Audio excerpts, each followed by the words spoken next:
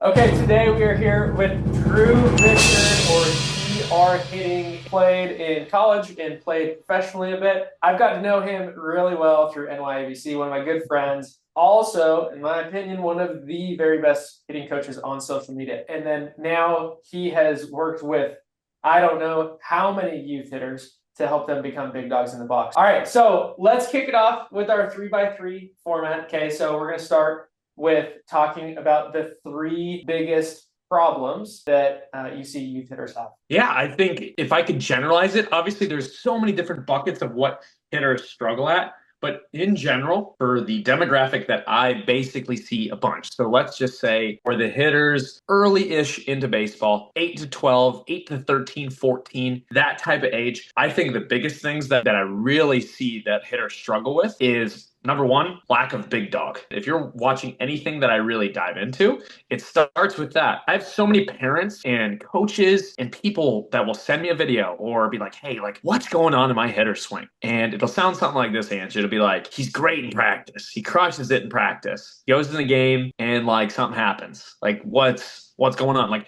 what drill can I do to fix this? And I'm like, there ain't a drill. This hitter lacks big dog. And to put it into simple terms, it's basically like a lack of confidence and just some form of hesitation. And that hesitation could be several different kitty cat voices. I call it big dog voices, kitty cat voices. The kitty cat voices could be something like this. Could be, is it a ball or a strike? Like, is this pitcher going to throw a ball or a strike? Is this pitcher going to hit me? I don't want to get hit. That's another kitty cat voice, right?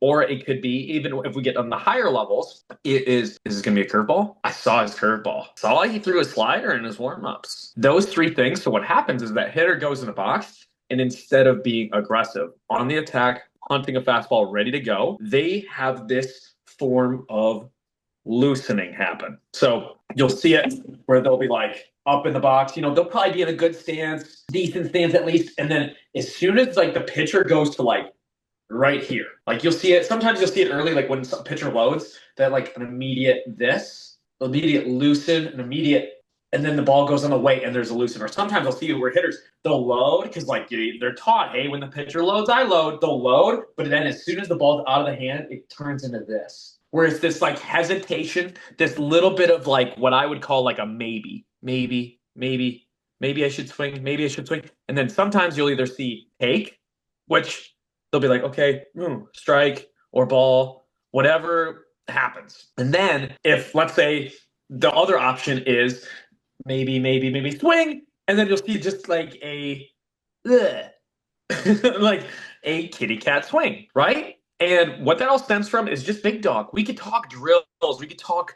I could give you all of the drills in the world, and I promise you none of them will fix that. The only thing that's going to fix it is the ability to sell out that I don't care if I swing and miss. I'm going up there and I'm taking a big old rip.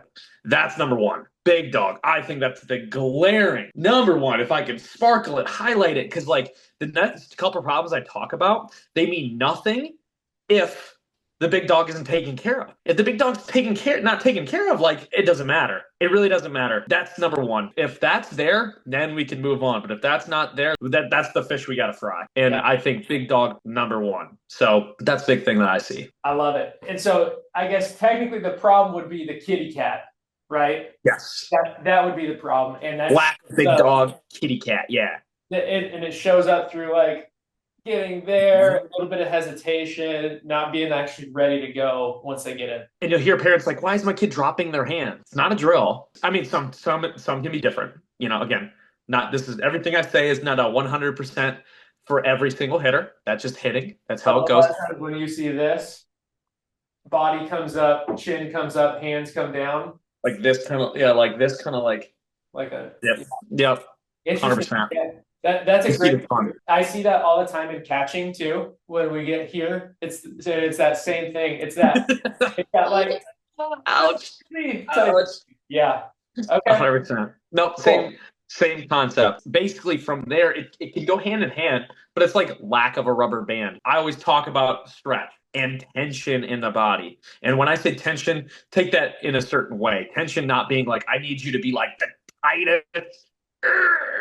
That's not what we want. But I always look at it, again, talking in 8 to 12 age hitters, it's part of the load. So the load is such a massive part of the swing. If the load stinks, the swing stinks. Think about it in the big dog, right?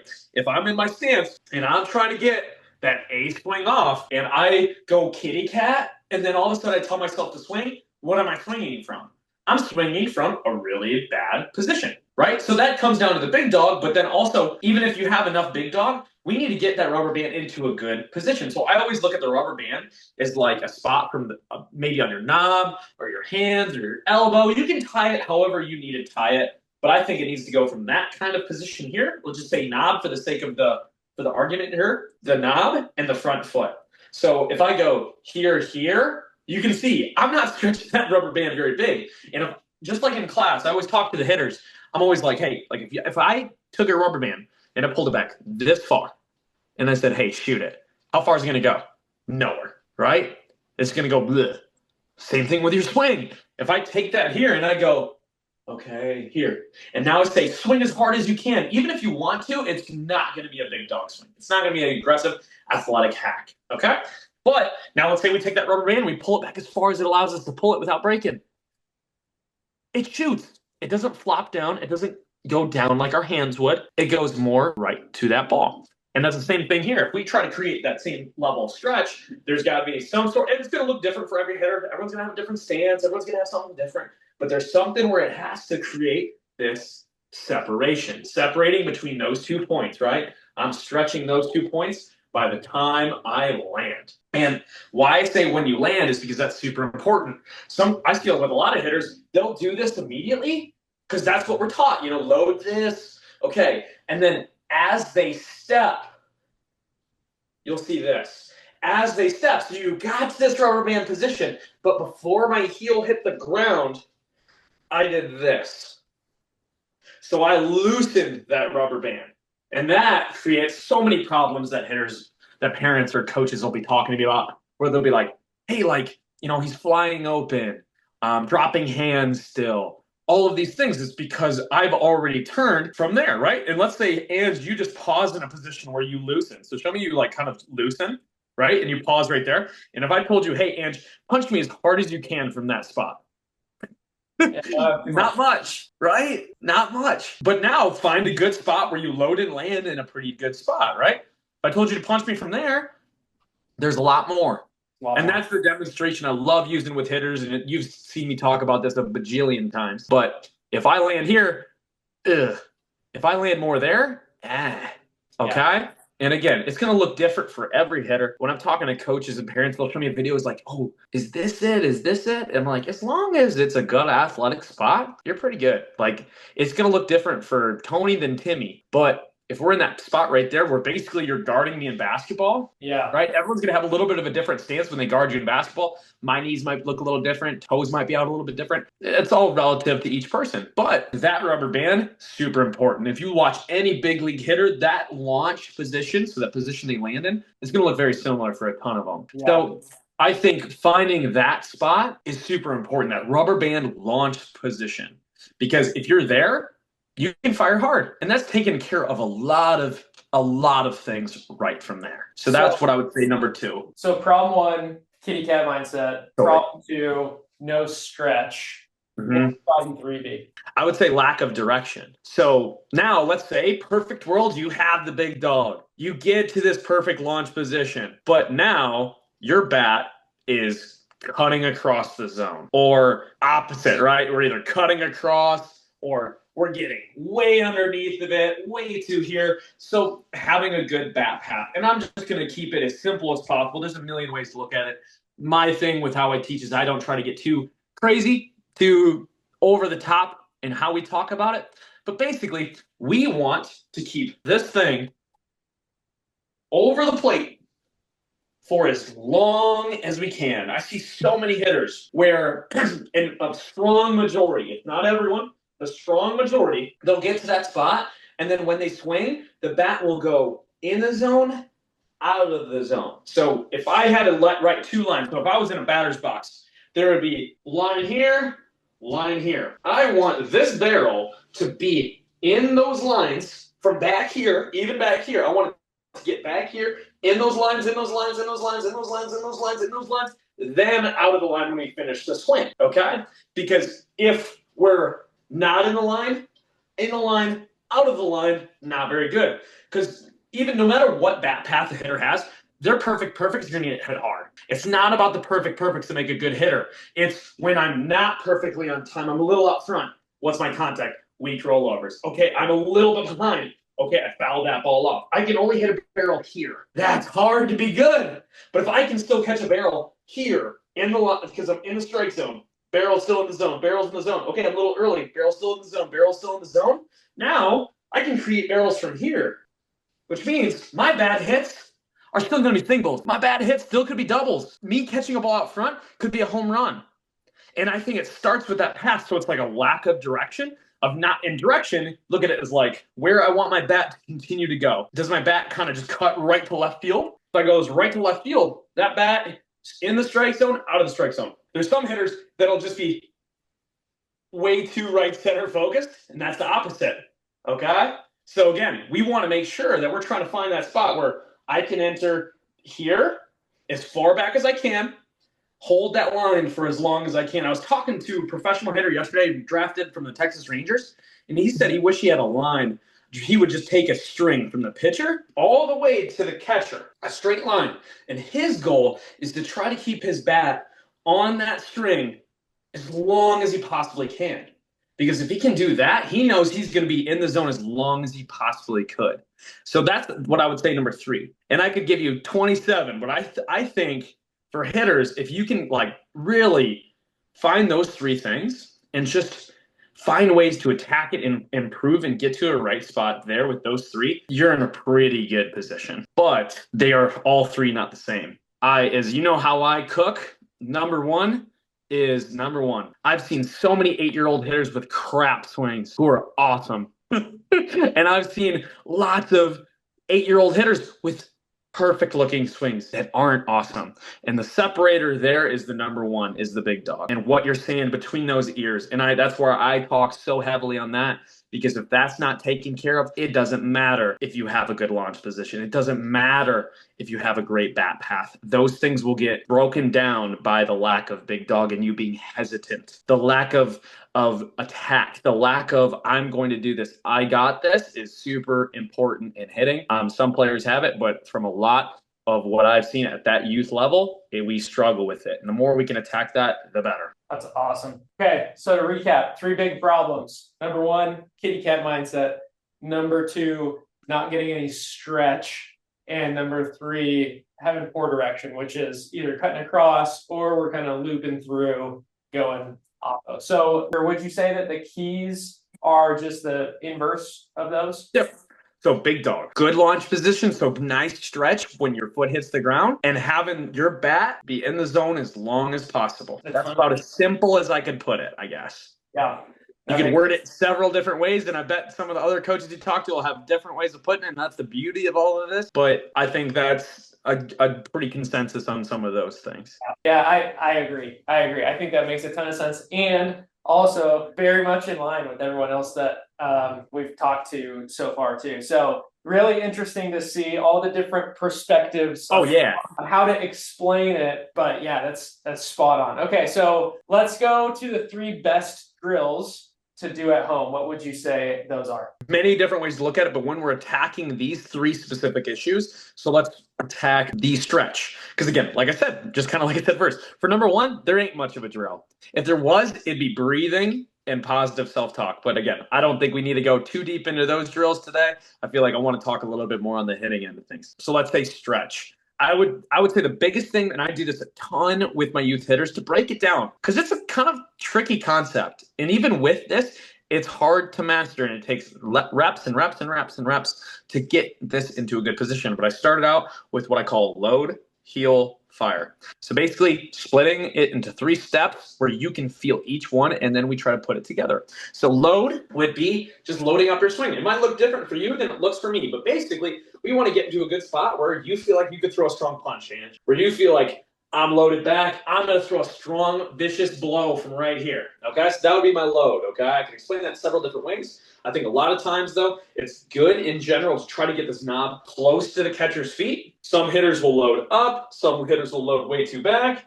I think generally it's a good spot to kind of be in around that catcher's feet. but also if you watch Japanese hitters, a lot of them will be in a spot like this, very fat and vertical, and that works great for a lot of hitters too. But I'm not going to be here splitting hairs. The load into a strong spot, heel. So now that's the rubber band stretch part, making sure that when we take that heel, we're trying to get forward with our foot while this rubber band doesn't shrink. For some hitters, they can just hold and be fine. For some hitters, they need to think more of a pullback when they do this and create more of a separation. But at the end of the day, it's finding that spot when you land that you have that good launch position. I'm athletic. I'm about 50-50.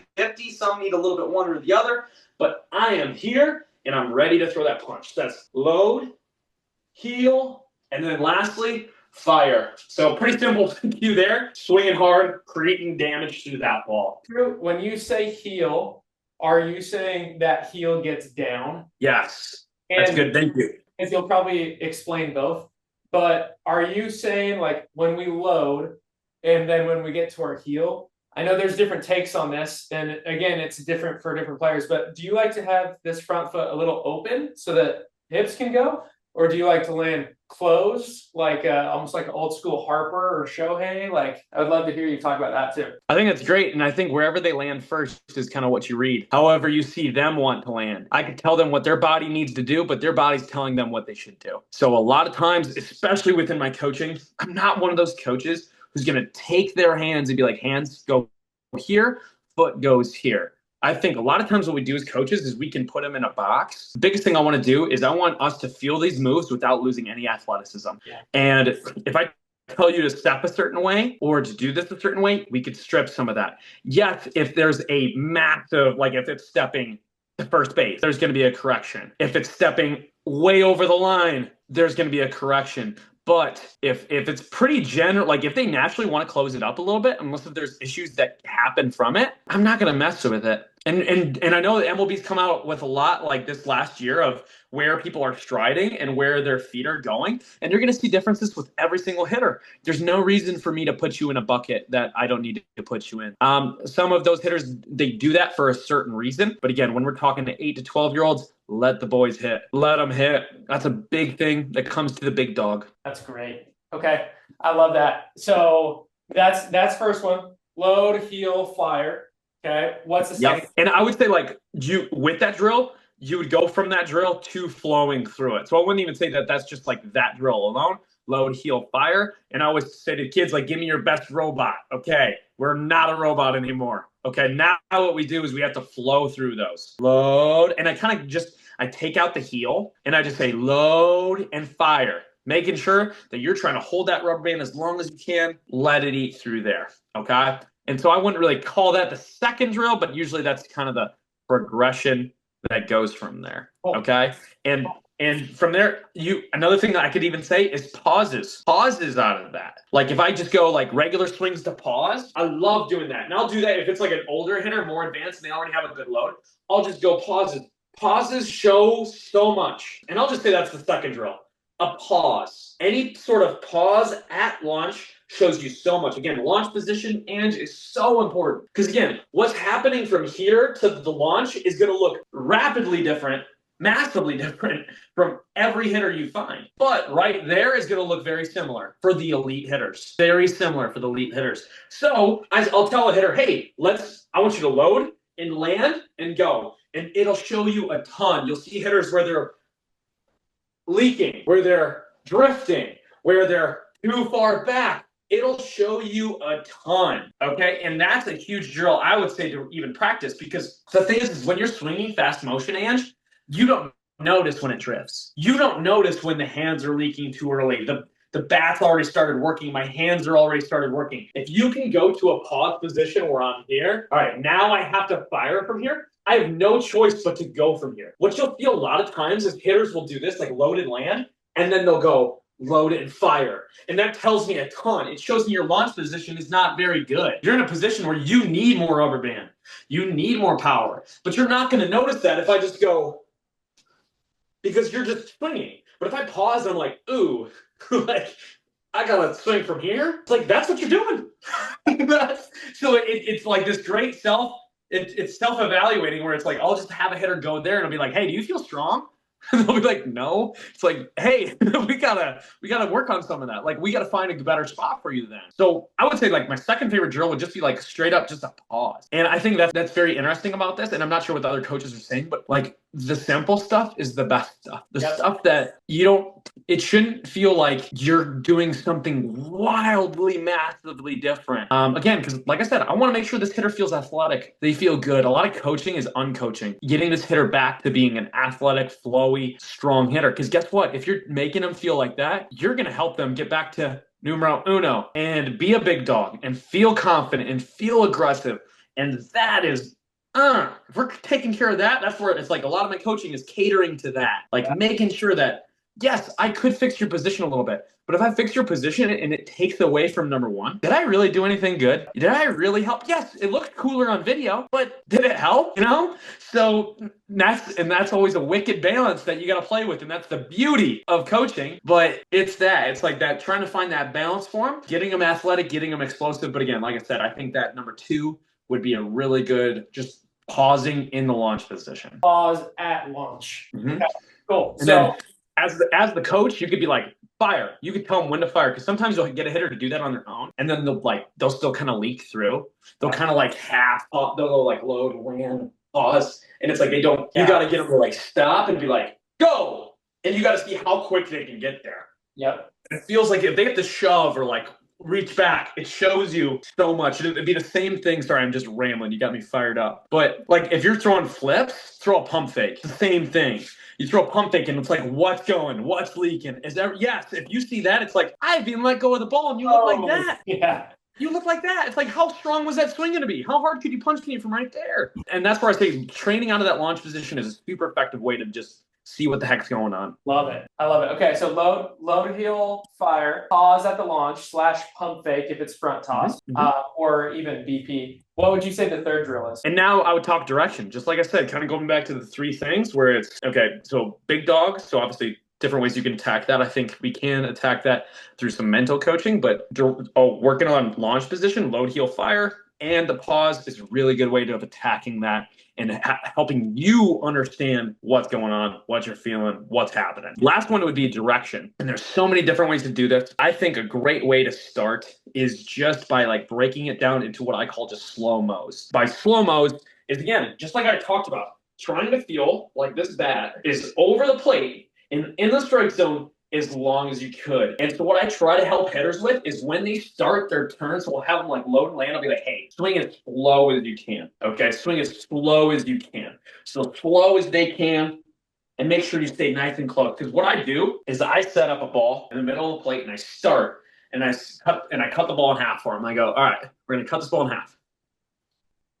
We're going to cut this ball in half. Because typically, kind of going back to the three biggest problems, a lot of the hitters that don't have good direction, their problem is they're around the ball. They're around the ball, hitting ball pull side. Every time I see someone go off the tee, all of the swings are towards shortstop, towards their base, top spun ground balls. That's showing me how they're hitting the ball. And so a ton of them are hitting this way. So again, this isn't for everybody, but this would be, I think, for a very strong majority of hitters that need to learn this. So I cut the ball in half and I say, all right, so if I'm in the box here, there's an inside part, that's the side that's closest to me. The outside part, that's the side that's farthest away from me. So if I wanted to hit this ball as fast as I could, which side would I hit? So I'm asking them like, hey, which one? And some will say outside, and some will say inside. And I'm like, why? And then eventually we get down to the conclusion that the inside part is closer. Pretty simple, right? That inside part is closer. So if I wanted to get to that ball as fast as I could, if this is the quickest way, what's this? The slowest way, right? So what do you want, Timmy? Do you want a quick swing or a slow swing?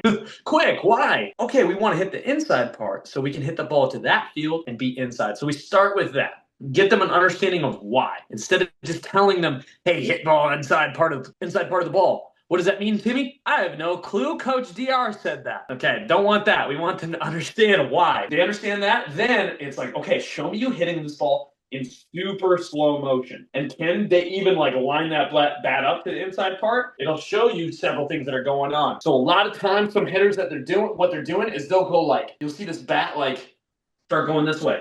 And I don't care how much direction we're trying to work. If their bat disconnects from their shoulder right here, there's no way they're hitting the inside part of the ball. There's just no way. So I try to almost say like, hey, let's see how close you can keep this to your shoulder and your hands as close to yourself as you can as you're turning your belly button.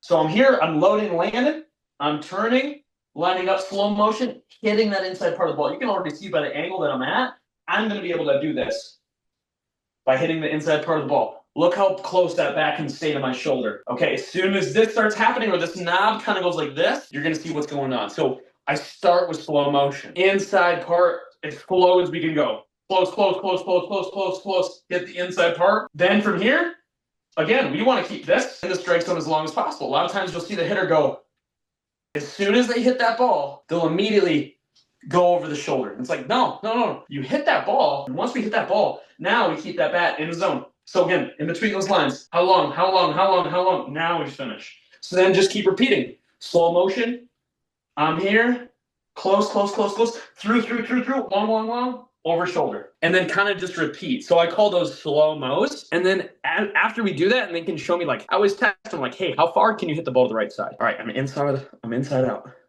out.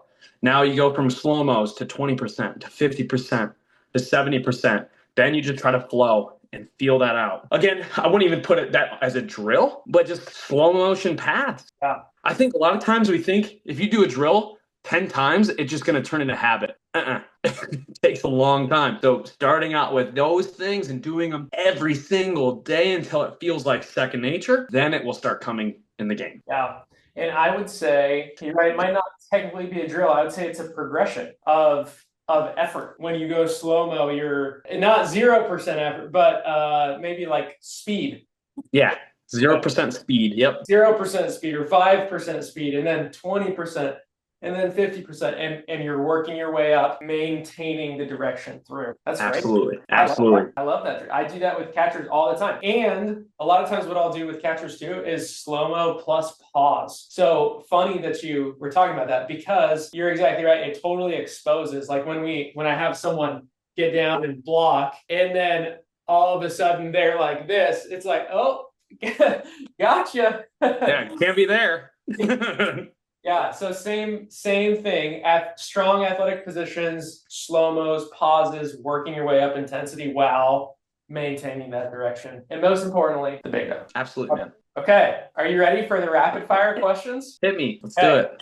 Here we go. Quick answers only, okay? I'll try. Favorite swing of all time? Barry Bonds. Everyone has said. So, next. Most overrated hitting cue? I'm just going to say inside the ball simply because, like, it's not explained. You just be like, inside of it. Most underrated skill in hitting? Mentality. Go-to drill if you only had 5 minutes? Load, heel, fire. Wood bat or metal for training? Wood bat. What's one hitting myth you wish would die? You need to be on top of it. Favorite baseball movie?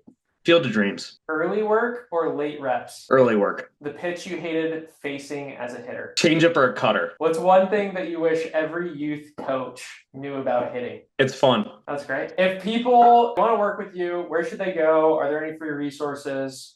Where would you point them? I mean, just watch my page. Go to any of the NYABC creators that I know. There's tons of good guys out there. Don't know them already. Some great hitters, some great hitting coaches that I really like. Ian Jenkins hitting. Can't go wrong there. If you're looking hitting, I think there's so many different ones you can look at outside of NYABC. There's good approaches from Richie Schaefer. He has some awesome videos just talking mentality. Brandon Geyer, he works a lot of mental coaching. I think we can talk mechanics all day, but I think a lot of what hitting coaches do can overcomplicate it because there's so many different ideas. Just like you heard so many different stories and different things from hitting coaches that might be almost saying the same thing, but they're saying it different. And I think mentality plays over all of it. How do you process information? How can you really make it work when you go up there? So Brandon Geyer is a great follow. If you want to work with me, go to my page, Instagram. Otherwise, go to dr-hitting.com. I do a big dog blueprint. So 12 weeks of trying to get you that big dog. Talking this mentality we're working on. But yeah, that's what I would do. Awesome. Well, Drew, thank you, dude. That was super insightful. And I think that it's going to help a lot of people. So appreciate you.